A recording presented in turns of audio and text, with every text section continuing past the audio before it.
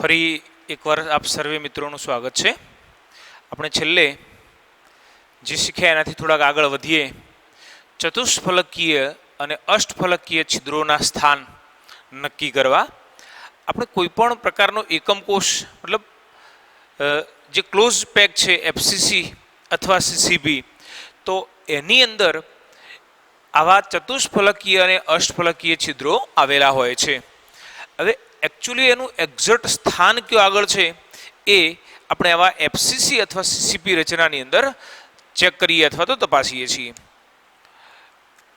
याद राखो कि एफसीसी अथवा सीसीपी रचनामां आ प्रकारना छिद्रो रहेला होय छे। एमां आपणे पहेला वात करीए चतुष्फलकीय छिद्रोना स्थान नक्की करवा। चतुष्फलकीय छिद्रोना स्थान नक्की करवा। मित्रों, चतुष्फलकीय छिद्रનું જ્યારે આપણે સ્થાન નક્કી કરીએ છીએ તો એફસીસી રચના જેનાથી આપણે સંપૂર્ણપણે વાકેફ છીએ એના અનુસંધાનમાં આપણે અહીંયા ચતુષ્ફલકીય છિદ્રનું સ્થાન નક્કી કરવા જઈ રહ્યા છીએ। તો આપણે એકવાર અહીંયા જે એફસીસી રચના છે એનો ઉલ્લેખ કરીએ તો તમને થોડોક વધારે ખ્યાલ આવશે।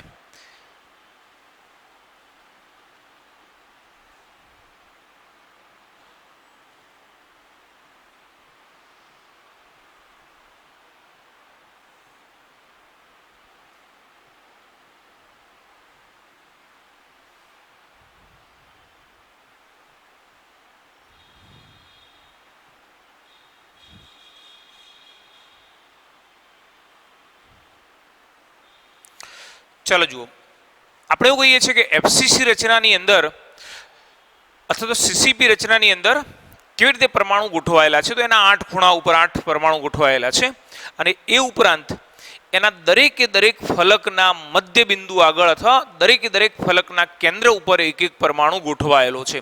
આપણે પરમાણુ પછી લઈએ। હવે ધારો કે આ જે એફસીસી રચના છે એને આપણે 8 ભાગની અંદર વિભાજિત કરીએ છીએ અથવા એના 8 ટુકડા કરીએ છીએ।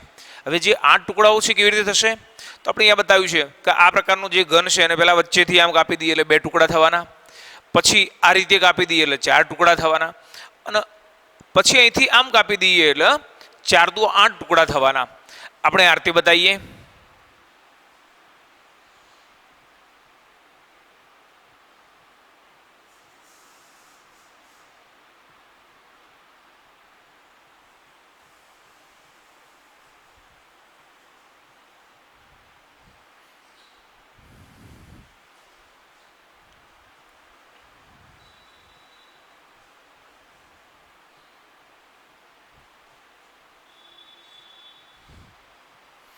जो मित्रों આપણે અહીંથી આમ કાપ્યો છે, અહીંથી આમ કાપ્યો છે, હવે અહીંથી આમ બી કાપવાનું છે।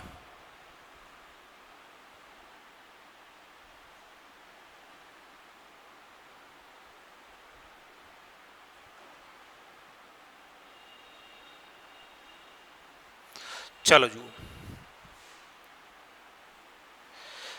આ પ્રમાણે। હવે તમે જુઓ કે પરમાણુના સ્થાન ક્યો આગળ હશે તો સૌથી પહેલા આપણે કહ્યું કે 8 ખૂણા ઉપર 8 પરમાણુ હશે।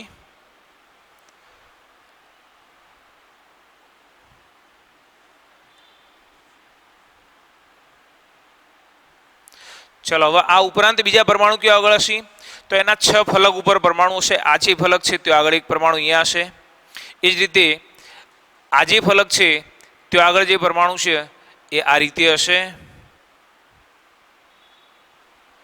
એ જ રીતે આ જે ફલક લઈએ છે એમાં પરમાણુ અહીં આગળ હશે। આ જે સૌથી નીચે લઈએ છે એ ફલકની અંદર પરમાણુ અહીં આગળ હશે। મિત્રો યાદ રાખો કે આ જે આગળની બાજુ છે એના બરાબર મધ્યમાં આવેલો જે પરમાણુ છે એ અહીં આગળ હશે અને બેક સાઈડે જે સમતલ આવેલું છે તો આગળ રહેલો જે પરમાણુ છે એ આ રીતે હશે।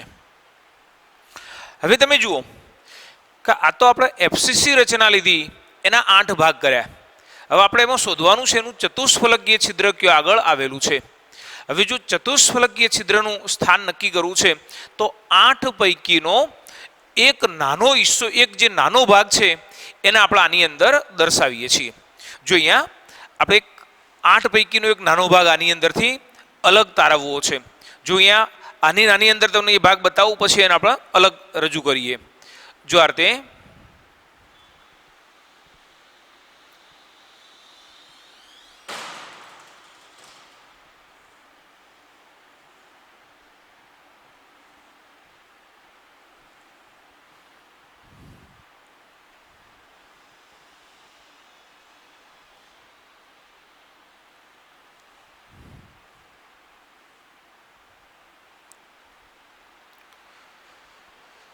ચાલો મિત્રો જુઓ, આ જે હાઇલાઇટ કરેલો દેખાય છે એ આના 8 ભાગ પૈકીનો એક ભાગ છે. હવે તમે એનું બરાબર ધ્યાનથી નિરીક્ષણ કરો. જો અહીંયા તમે એનું નિરીક્ષણ કરશો તો એની અંદર તમને એકાંતરે આવેલા 4 જ પરમાણુ એના 4 ખૂણા ઉપર દેખાશે. એના ખૂણા 8 છે, પણ એ પૈકી આની અંદર જે ખૂણા ઉપર આવેલા પરમાણુઓ છે કેવા એકાંતરે છે. જો આનું આજ ફરીથી અહીંયા દોરું એટલે તમને થોડોક વધારે ખ્યાલ આવશે.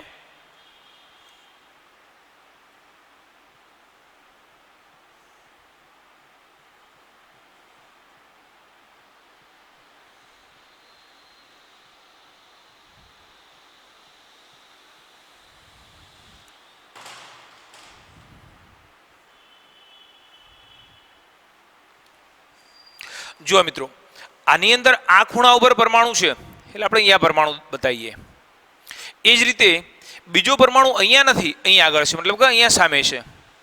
અને એટલે જ આપણે એવું કહ્યું હતું કે આમાં એકાંતરે પરમાણુ આવેલા છે. જો અહીંયા આગળ હતો તો અહીંયા નથી, અહીંયા આગળ છે એટલે અહીંયા નથી, પણ એના પછી તરત આવી જાય છે એટલે એકાંતરે પરમાણુ બતાવેલો છે.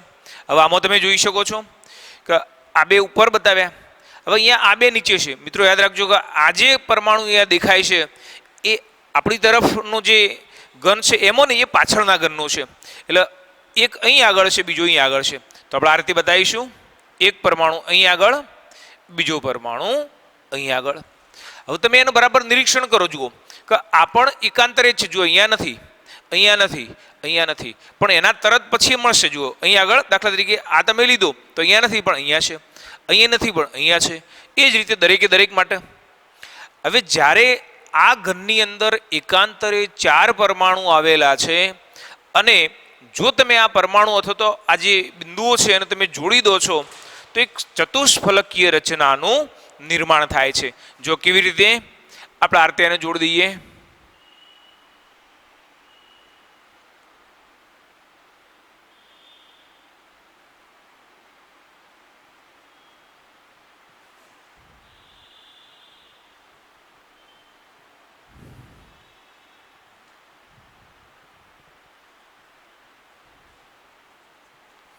ચાલો જુઓ, જો અહીંયા તમે જોઈ શકો છો કે આજે રચનાથી એક એવી ચતુષ્ફલકીય રચના બની છે, સમચતુષ્ફલકીય રચના બની છે.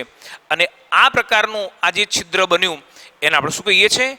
ચતુષ્ફલકીય છિદ્ર તરીકે ઓળખીએ છીએ. મિત્રો યાદ રાખજો કે અહીં આગળ આ જે છિદ્ર છે એને ચતુષ્ફલકીય છિદ્ર કેમ કહ્યું? કારણ કે આ 4 પરમાણુના વચ્ચેનો જે અવકાશ છે, જે છિદ્ર બન્યું છે ત્યાં આગળ કોઈક નાના કદનો આયન ગોઠવાશે. કેવી રીતે ગોઠવાશે એની આપણે પછી વાત કરીએ. અને એટલા માટે અહીંયા ચતુષ્ફલકીય રચના બને છે, માટે આપણે એને ચતુષ્ફલકીય છિદ્ર તરીકે ઓળખીએ છીએ. સમજો કે આપણે આવા ઘનના કેટલા 8 ભાગ કર્યા હતા, અને જો 8 ભાગ કરીએ છીએ તો દરેકે દરેક આ પ્રકારનો પ્રત્યેક ઘન એ 4 પરમાણુ એકાંતરે ધરાવે છે. એનો અર્થ એવો થયો કે અહીં આગળ કેટલા આવા 8 ભાગ કર્યા હતા અને પ્રત્યેક 8 ભાગની અંદર આ રીતે એક એક જો ચતુષ્ફલકની રચના થતી હોય તો આ પ્રકારના એફસીસી અથવા સીસીપી રચનાની અંદર 8 ચતુષ્ફલક રચાશે. મિત્રો યાદ રાખો કે એફસીસી રચનામાં ક્લોઝ પેક પામતા પરમાણુની સંખ્યા કેટલી આવશે? 1 + 3 = 4. આપણે જાણીએ છીએ કે 8 ખૂણા દ્વારા એક પરમાણુ અને એના ફલક ઉપર 3 પરમાણુ, એમ ટોટલ મળી અને કેટલા 4 પરમાણુ થવાના.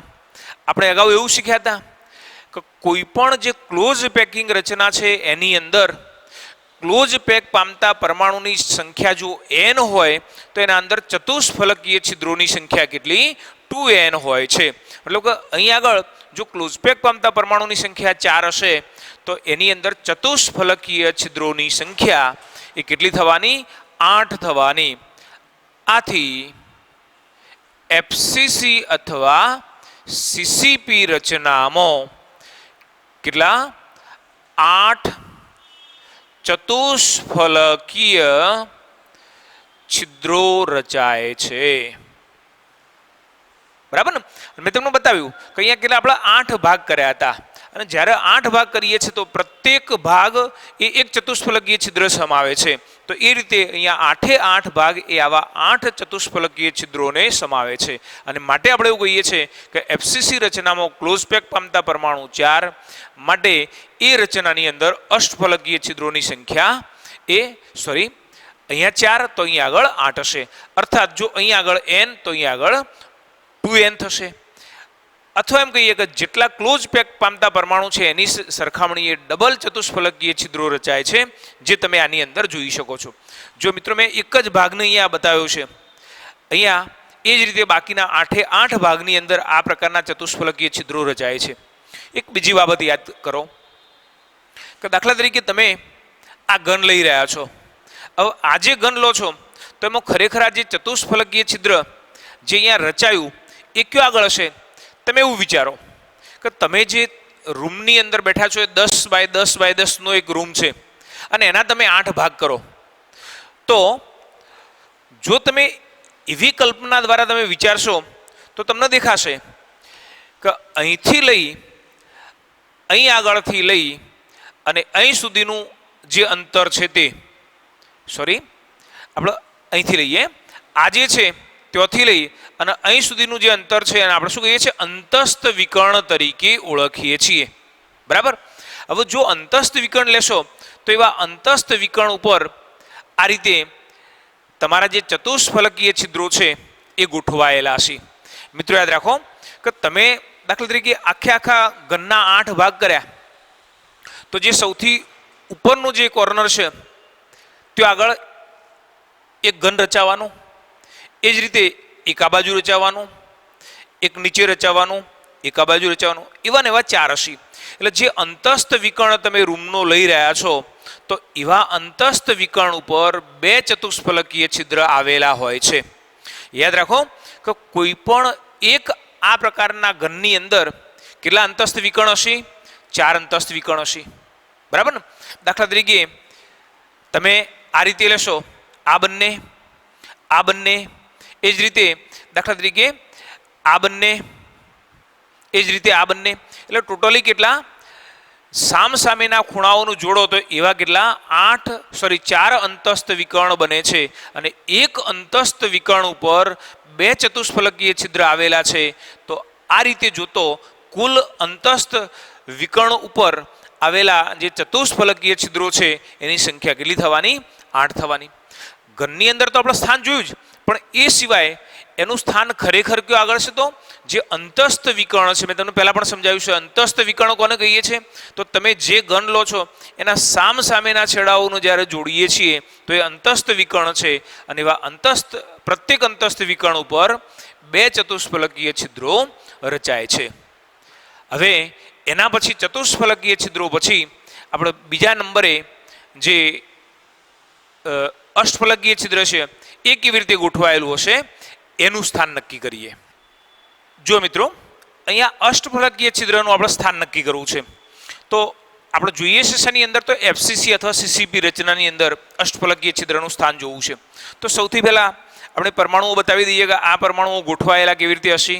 1 2 3 4 5 6 7 અને 8. 8 ખૂણા ઉપર 8 પરમાણુ ગોઠવાયેલા છે. આ ઉપરાંત દરેક ફલક ઉપર ફલકના સેન્ટરની અંદર એક પરમાણુ ગોઠવાયેલો છે. ઉપર નીચે, ડાબી અને જમણી બાજુ, સમતલની આગળ અને સમતલની પાછળ. હવે સૌથી મહત્વની બાબત એ છે કે અહીં આગળ આ તમે જે ઘન લીધો તો આ ઘનની અંદર આ એનું અંતઃ કેન્દ્ર છે. યાદ રાખો કે અંતઃ કેન્દ્ર ઉપર કોઈ પરમાણુ આવેલું નથી, પણ જે અંતઃ કેન્દ્ર છે એ 6 ગોળાઓ વડે ઢંકાયેલું છે. અર્થાત એમ કહીએ કે 6 ગોળાઓ વડે આ જે એનું અંતઃ કેન્દ્ર છે એ ઘેરાયેલું છે. કેવી રીતે? તો જુઓ, આપણે અહીં આગળ જે 6 બાજુઓ લઈએ છીએ તો 6 બાજુ અથવા 6 જે ફલક છે તો એવા 6 ફલકના મધ્યમાં આવેલું જે કેન્દ્ર છે, કયા કયા? જુઓ, 1 2 3 4 5 અને 6. તો એમના વડે એક અષ્ટફલકની રચના થાય છે. જુઓ કેવી રીતે? તો આ રીતે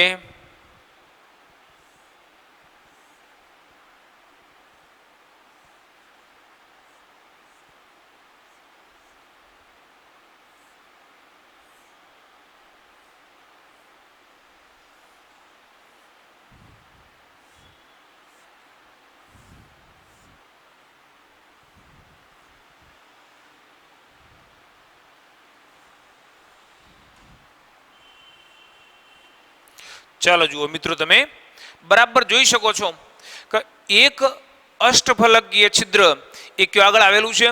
તો બરાબર જે આપણો એફસીસી છે એના જે અંત કેન્દ્ર છે એને ઘેરતું હોય, એને બરાબર સેન્ટરમાં રાખતું હોય એ પ્રકારે એક અષ્ટફલકીય છિદ્ર આની અંદર આવેલું છે. હવે આ તો જે અષ્ટફલકીય છિદ્ર આપણે જોયું તો એક જ થયું. હવે બાકીના અષ્ટફલકીય છિદ્રો કેવી રીતે આવેલા હશે? તો એવા જે બાકીના અષ્ટફલકીય છિદ્રો છે એનું સ્થાન નક્કી કરવા માટે આપણે એક બીજી રચના જોઈએ, અને જે બીજી રચના છે એના દ્વારા સમજીએ. ચાલો જુઓ મિત્રો, આપણે જોયું કે એક જે અષ્ટફલકીય છિદ્ર છે એ તો બરાબર એનું જે અંત કેન્દ્ર છે એને ઘેરતું હોય એ રીતે છે. હવે એ સિવાય આ જે ઘન આપણે લઈએ છીએ એની 12 ધાર છે, અને આવી પ્રત્યેક જે 12 ધારો છે એવી 12 ધાર ઉપર એક એક આવા અષ્ટફલકીય છિદ્રની રચના થાય છે. હવે કેવી રીતે? તમે આજે અહીંયા બાજુમાં આપેલી રચના છે ને તમે ધ્યાનથી જોરો તમને ખ્યાલ આવશે. જો અહીંયા ઉપર નીચે આવા 2 પરમાણુ લીધા છે, પણ એ ફલકના લીધા હતા. અહીંયા શું કરીએ છીએ? આપણે કોઈ પણ એક ધાર ઉપરના 2 પરમાણુ લઈએ છીએ. ચલો, ધાર ઉપરનો આ એક પરમાણુ, આ બીજો એક પરમાણુ. હવે અષ્ટફલકની રચના કરવા માટે જે આગળની બાજુ છે એના ઉપર આવેલો પરમાણુ, એ જ રીતે આ જે બાજુનું જે ફલક છે તે આગળ આવેલો પરમાણુ. મિત્રો યાદ રાખો, આપણે એક ધાર લીધી છે ને ધાર લીધી છે એટલે આ ધાર એ માત્ર ને માત્ર આ એકમ કોષ પૂરતી સીમિત નથી. આ જે ધાર છે એ 4 એકમ કોષ વડે ઘેરાયેલી હશે, અથવા તો 4 એકમ કોષની આ ધાર હશે. તમે અહીંયા જોઈ શકો છો કે દાખલા તરીકે આ જે ધાર છે એનાથી આ બાજુએ જેમ પરમાણુ બતાવ્યો બરાબર એ જ રીતે એક પરમાણુ અહીંયા આગળ પણ આવેલો હશે. એ જ રીતે જેમ આપણે અહીંયા બતાવ્યું છે કે એક પરમાણુ જે રીતે આ દિશામાં બતાવ્યો છે એ જ રીતે બીજો પરમાણુ એ આ રીતે પણ હશે, આ રીતે. તો અહીંયા તમે જુઓ કે 1 2 3 અને 4 આ 4 વડે એક ચતુષ્ફલક મતલબ એક ચોરસની રચના થઈ, સમતલીય ચોરસની રચના થઈ. અને જે ઉપર અને નીચે આવેલા પરમાણુઓ છે એને જ્યારે આ 4 સાથે આની 4 સાથે જોડી દઈએ એટલે શું બનવાનું? આ જ પ્રકારની એક અષ્ટફલકીય રચનાનું નિર્માણ થવાનું.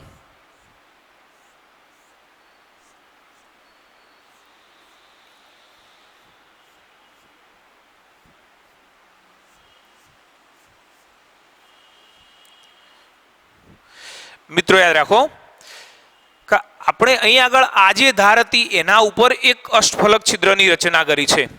તમને ચોક્કસ ખ્યાલ આવવો જોઈએ કે આ સૌથી ઉપરનો પરમાણુ, આ નીચેનો પરમાણુ. જે અષ્ટફલક બનાવવા માટે કેટલા 6 ગોળાને અથવા તો 6 પરમાણુની આવશ્યકતા છે. અહીંયા તમે આમાં જોયું હતું 1 2 3 4 ઉપર નીચે. તો બરાબર એ જ રીતે આપણે અહીંયા પણ એક અષ્ટફલકની રચના કરીએ છીએ. આ જે અષ્ટફલક બનાવીએ છીએ એની અંદર 2 પરમાણુ ઉપર નીચે આપેલા છે. એ જ રીતે આ જે ધાર લીધી ત્યાંથી આ બંને 90 અંશનો ખૂણો બનાવે છે. તો એક પરમાણુ અહીં આગળ છે, બીજો પરમાણુ અહીં આગળ છે. હવે બરાબર જે જગ્યાએ આ દિશામાં જે પરમાણુ છે બરાબર એના સામેની દિશામાં એક પરમાણુ લઈએ છીએ, અને એ જ રીતે આ જે સમતલ આપણે અહીંયા લીધું હતું બરાબર એના પેરેલલ અથવા તો એને સમાંતર બીજું એની જ ધાર ઉપર એક બીજું સમતલ જે આવેલું છે એના મધ્ય બિંદુ ઉપર આવેલો જે પરમાણુ છે આ હશે. એટલે આ રીતે 1 2 3 4 5 અને 6 આ 6 વડે આ પ્રકારે એક આવું અષ્ટફલકીય છિદ્ર રચાય છે. હવે પ્રશ્ન એ થાય કે જેમ આપણે એવું કહ્યું હતું કે એફસીસી અથવા સીસીપી રચનાની અંદર જે ચતુષ્ફલકીય છિદ્રો છે એની સંખ્યા કેટલી થતી હતી? 8 થતી હતી. આ રચનાની અંદર જે ક્લોઝ પેક પામતા પરમાણુ હતા એ કેટલા હતા? એ 4 હતા. મેં અગાઉ સમજાવ્યું તમને. અહીં આગળ ચતુષ્ફલકીય છિદ્રોની સંખ્યા એ 8 હતી.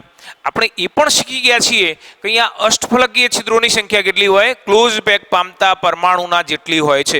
તમને યાદ છે કે ક્લોઝ પેક પામતા પરમાણુની સંખ્યા n હોય તો ચતુષ્ફલકીય છિદ્રોની સંખ્યા 2n હોય, જ્યારે અષ્ટફલકીય છિદ્રોની સંખ્યા એ n હોય છે. અહીંયા તમે જુઓ છો કે જેટલા ક્લોઝ પેક પામે એટલા જ અહીંયા અષ્ટફલકીય છિદ્રો હોવા જોઈએ. હવે પ્રશ્ન એ થાય કે અષ્ટફલકીય છિદ્રો કેવી રીતે એના જેટલા મતલબ કે 4 થશે? જો અહીંયા તમે જોઈ શકો છો કે આ જે અહીંયા અષ્ટફલકીય છિદ્ર બતાવ્યું, અષ્ટફલકીય છિદ્રોની સંખ્યા જો એમાં સૌથી પહેલા લઈએ અંદર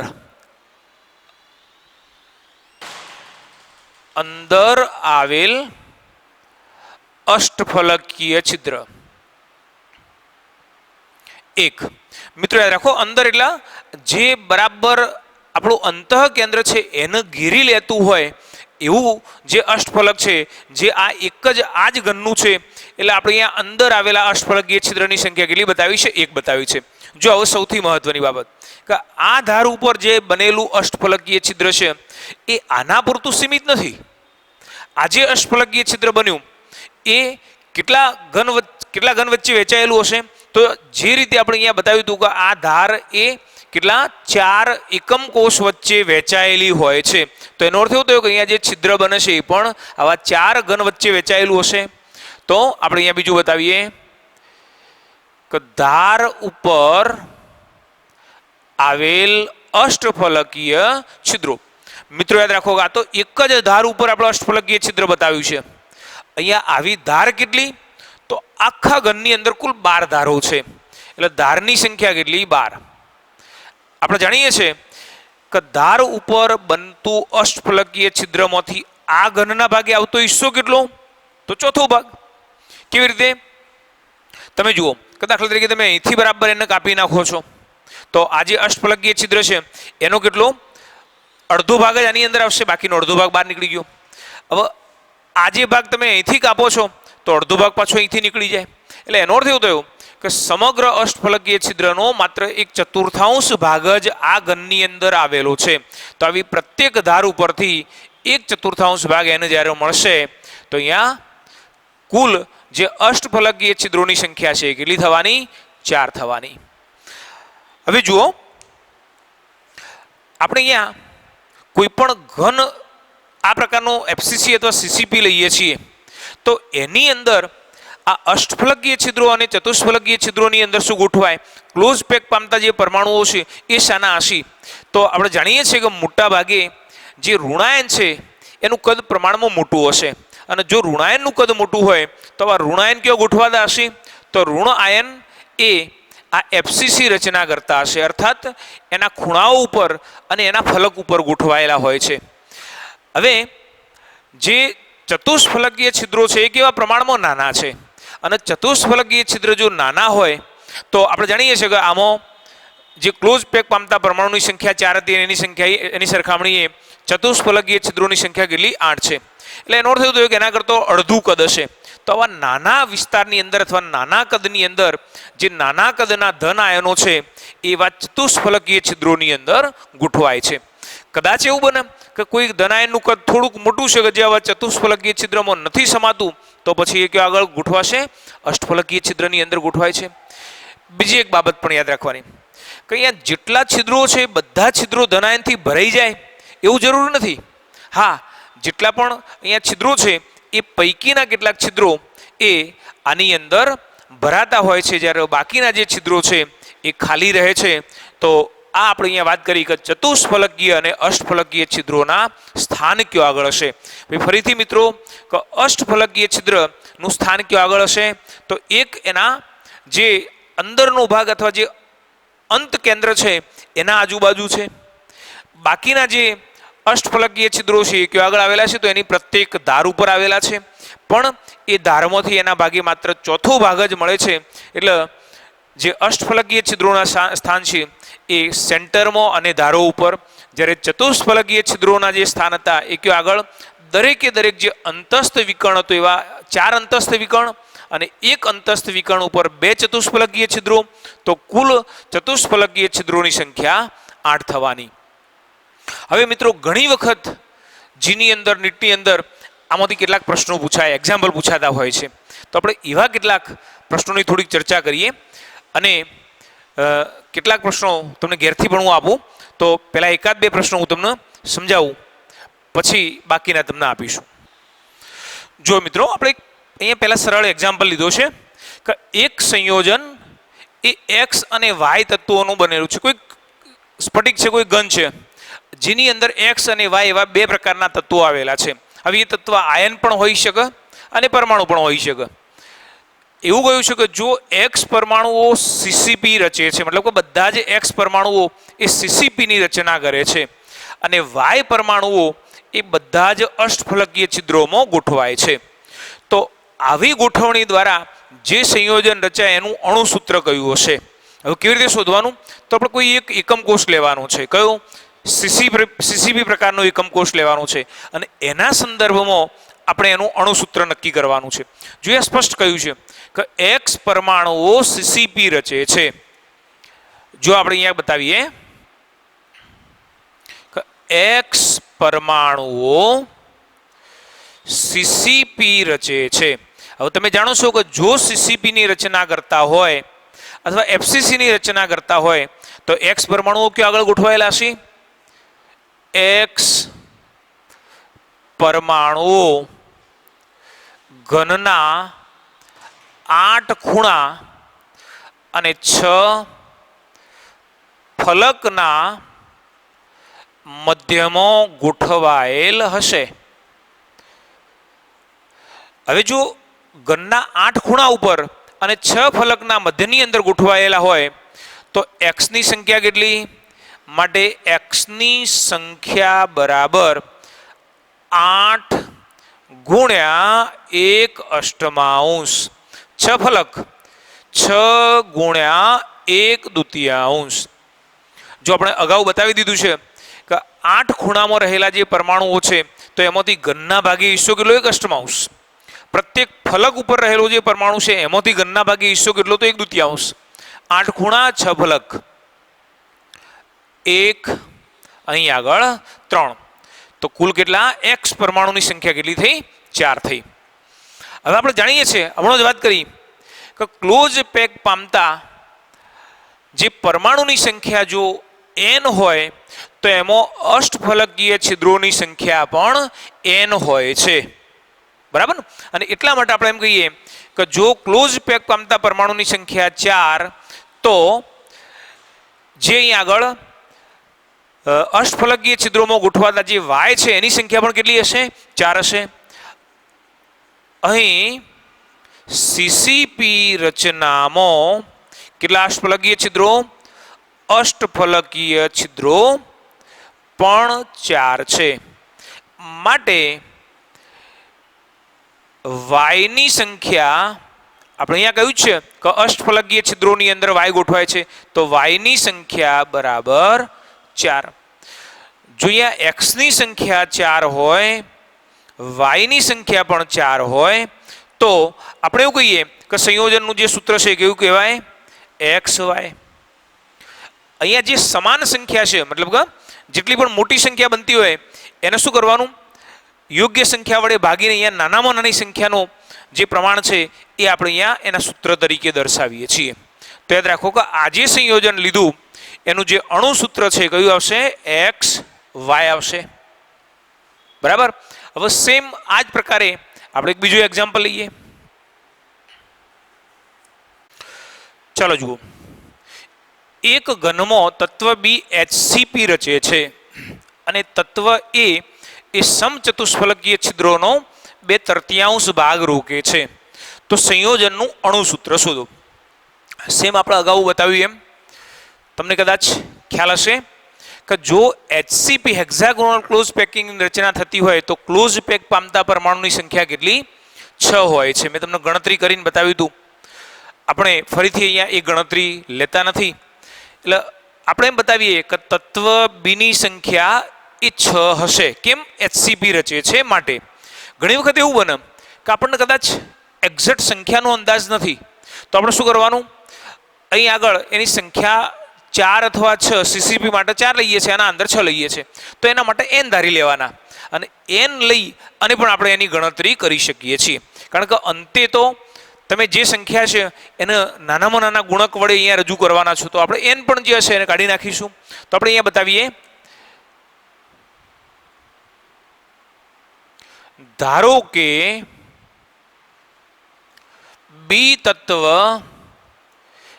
HCP રચે છે, આથી ક્લોઝ પેક પામતા બી પરમાણુની સંખ્યા n છે. મિત્રો યાદ રાખો, 6 લઈને ગણશો તો પણ એ જ જવાબ આવવાનો છે અને n લઈને ગણશો તો પણ એ જ જવાબ આવવાનો છે. આપણે બાજુમાં એ પણ લખતા જઈએ એટલે તમને ખ્યાલ આવે કે અહીંયા સંખ્યા કેટલી? 6 લીધેલી છે. હવે એવું કહ્યું છે કે તથા તત્વ એ સમચતુષ્ફલકીય છિદ્રોનો 2/3 ભાગ રોકે છે. આપણે પહેલા કહ્યું કે ક્લોઝ પેક પામતા પરમાણુની સંખ્યા જો n હોય તો ચતુષ્ફલકીય છિદ્રોની સંખ્યા હંમેશા એનાથી ડબલ જ થાય, 2n થાય. આથી એ તત્વ આથી ચતુષ્ફલકીય છિદ્રોની સંખ્યા 2n થશે. મિત્રો યાદ રાખો કે અહીંયા ચતુષ્ફલકીય છિદ્રોની સંખ્યા 2n લખી. હવે જો અહીંયા સંખ્યાના સંદર્ભમાં લખવું હોય તો અહીંયા કેટલા લખશો? એનાથી ડબલ એટલે 12 થશે. હું અહીંયા બંને સાથે તમને એટલા માટે બતાવું છું કે તમે કદાચ n ની જગ્યાએ સંખ્યા લઈ લીધી તમે ગણતરી કરો છો તો પણ એ જ જવાબ આવશે, એટલે તમને કોઈ કન્ફ્યુઝન ન રહે. પણ અહીંયા એવું કહ્યું છે કે તત્વ એ બધા જ ચતુષ્ફલકીય છિદ્રો રોકતા નથી, એનો માત્ર 2/3 ભાગ જ રોકે છે. માટે એ પરમાણુ ની સંખ્યા બરાબર કુલ છિદ્રો કેટલા? 2n. એનો કેટલો? 2/3 ભાગ રોકે છે. 2/3. તો કેટલી સંખ્યા થવાની? 4n/3. જો કદાચ તમે અહીંયા આ રીતે સંખ્યાના સંદર્ભમાં વિચારો છો તો બીની સંખ્યા બી બરાબર 6. અહીંયા બી કેટલા થવાના? તો 12 × 4/3. હવે એ અને બી ને આપણે એની સંખ્યા જે અહીંયા આપેલી છે એ લખી દઈએ. તો એ બરાબર કેટલા? n. બી બરાબર કેટલા? 4n/3. મિત્રો યાદ રાખો કે આજે આપણે અહીંયા સંખ્યા લખી એને એકદમ નાનામાં નાની સંખ્યામાં આપણે કન્વર્ટ કરવાની છે. અચ્છા, બીજું કે જે આ સંખ્યા જે આપેલી છે જો એનો છેદ હોય તો આપણે એના છેદને કાઢી નાખવાનું છે. હવે કેવી રીતે કાઢી નાખીશું તો તમે અહીંયા જોઈ શકો છો કે દાખલા તરીકે અહીંયા n છે, આમાં n છે. આપણે જ્યારે પણ અણુસૂત્ર લઈએ તો એની સંખ્યા n અંદર રહેશે નહીં. અચ્છા, બીજું કે અહીંયા આગળ છેદ કેટલા? 3 છે, આમાં કોઈ છેદ નથી. તો આપણે શું કરીએ? અણુસૂત્ર બરાબર જો જે ક્રિયા કરીએ બંનેના ઉપર એક સમાન કરીએ છીએ. n ઇન્ટુ મેં શું કહ્યું તમને કે આપણે અહીંથી n કાઢી નાખવા છે, 3 પણ કાઢી નાખવા છે. તો શું કરીએ? કંઈથી n અને 3 બંને કાઢી નાખવા છે તો 3/n આટલા વડે ગુણી દઈએ. સેમ એ જ રીતે જે ક્રિયા અહીંયા કરીએ છીએ એની જ ક્રિયા બી માટે પણ કરીએ તો b4n/3 ઇન્ટુ 3/n. જો અહીંથી આ n જતા રહેશે, અહીંયા આગળ 3 n અને n જતા રહેશે, તો જે સંયોજન છે એનું સૂત્ર શું આવશે? A3B4. જો તમે આની અંદર ચેક કરો કેવી રીતે લખીશું તો જુઓ, અહીંયા બી કેટલા 6, એ કેટલા આ રીતે. જો અહીંયા 12 ગુણ્યા 2/3 તો એની જે સંખ્યા મળશે એ કેટલી મળશે? 8 મળશે. બીની સંખ્યા કેટલી? 6 છે. તો આપણે આવું લખી શકીએ A8 B6. હવે જેમ આપણે અહીંયા આને જેમ નાનામાં નાના સ્વરૂપમાં ફેરવ્યું હતું એમ આપણે આનું પણ નાના નાના સ્વરૂપમાં ફેરવવું છે. તો 2 વડે આને ભાગી દઈએ, 2 વડે આને ભાગી દઈએ તો શું લખાશે? અણુસૂત્ર આ રીતે લખાશે. અણુસૂત્ર એ 2 વડે ભાગતો કેટલા આવશે? 4. અહીંયા બીનું પણ 2 વડે ભાગી દઈએ કેટલા આવશે? 3. તો અહીંયા સૂત્ર થશે A3B4. તમે આ રીતે ગણશો તો પણ એ જ જવાબ આવશે, આ રીતે ગણશો તો પણ એ જ જવાબ આવશે. ચલો એનાથી આગળ બીજા જોઈએ. જો મિત્રો એના પછી એક એક્ઝામ્પલ એવું છે, એક ઘનમાં x પરમાણુઓ ઘનના ખૂણા ઉપર, y પરમાણુઓ અંતઃ કેન્દ્રમાં અને z પરમાણુ એ ફલકના કેન્દ્રમાં ગોઠવાયેલા છે. તો સંયોજનનું અણુસૂત્ર શું થશે? જો અહીંયા આપણને પહેલું જ કહ્યું છે કે x પરમાણુઓ ખૂણા ઉપર ગોઠવાયેલ છે માટે x પરમાણુની સંખ્યા કેટલી થવાની? 8 ગુણ્યા 1/8 બરાબર 1. અહીંયા કહ્યું છે કે y પરમાણુઓ અંતઃ કેન્દ્રમાં ગોઠવાયેલા છે. આપણે જાણીએ છીએ કે કોઈ પણ ઘનનું અંતઃ કેન્દ્ર કેટલા? એક જ હોય. અને જો અંતઃ કેન્દ્ર એક જ હોય તો y પરમાણુની સંખ્યા કેટલી? એ પણ 1. અને છેલ્લે કહ્યું છે કે z એ ફલકના કેન્દ્રમાં ગોઠવાયેલ છે. z પરમાણુ ઓ ફલકના કેન્દ્રમાં ગોઠવાયેલા છે. આપણે જાણીએ છીએ કે કેટલા 6 ફલક હોય માટે z પરમાણુની સંખ્યા બરાબર 6 ફલક. દરેક ફલકમાંથી ઘનના ભાગે આવતો હિસ્સો કેટલો? 1/2. તો 6 ગુણ્યા 1/2 એટલે કેટલા આવશે? 3. તો એનો અર્થ એવો થયો કે z પરમાણુની સંખ્યા કેટલી થવાની? 3 થવાની. તો જે સંયોજન છે એનું જે અણુસૂત્ર છે એ કેટલું થવાનું? x જેની સંખ્યા 1 છે, y જેની સંખ્યા 1 છે અને z જેની સંખ્યા 3 છે. તો જે સંયોજન છે એનું અણુસૂત્ર x y z 3 થશે. ચાલો મિત્રો જુઓ, એક ઘનમાં એ પરમાણુઓ ફલકના કેન્દ્રમાં ગોઠવાયેલા છે જ્યારે બી પરમાણુઓ 8 ધારીના મધ્યબિંદુ ઉપર ગોઠવાયેલા છે. તો એનું અણુસૂત્ર જણાવો. જો સમજો બરાબર, અહીંયા આપણે 100% ભૂલ કરીએ એવું છે. અહીંયા એવું કહ્યું છે કે એ પરમાણુઓ ફલકના કેન્દ્રમાં, એફસીસી નથી કહ્યું, માત્ર ને માત્ર જે ફલક છે એવા ફલકના કેન્દ્રની અંદર ગોઠવાયેલા છે. એટલે આપણે અહીંયા બતાવીએ કે એ પરમાણુઓ ફલકના કેન્દ્રમાં ગોઠવાયેલા છે માટે એની સંખ્યા બરાબર, જો કેટલા 6 ફલક હશે અને દરેકે દરેક ફલકમાંથી જે એકમ કોષના ભાગે આવતો હિસ્સો કેટલો? 1/2 હશે. તો 6 ગુણ્યા 1/2 બરાબર 3. એનો અર્થ એવું થયો કે અહીં આગળ જે ફલક ઉપર રહેલા પરમાણુઓ એ છે એની સંખ્યા કેટલી? 3 થવાની. હવે એવું કહ્યું છે કે બી પરમાણુઓ 8 ધારીના મધ્યબિંદુ ઉપર ગોઠવાયેલ હોય છે. મિત્રો યાદ રાખજો કે ધારીની સંખ્યા કેટલી? 12 હોય છે. પણ અહીંયા 12 ધારી ઉપર પરમાણુ નથી ગોઠવાયેલા. અહીંયા જે પરમાણુ ગોઠવાયેલા છે ધારીના મધ્ય બિંદુ ઉપર, પણ કેટલી 8 ધારી ઉપર જ ગોઠવાયેલા છે, એટલે આપણે અહીંયા 8 જ ગણતરીમાં લેવાના. અહીંયા બતાવીએ બી પરમાણુઓ 8 ધારીના મધ્ય બિંદુ ઉપર ગોઠવાયેલ છે. માટે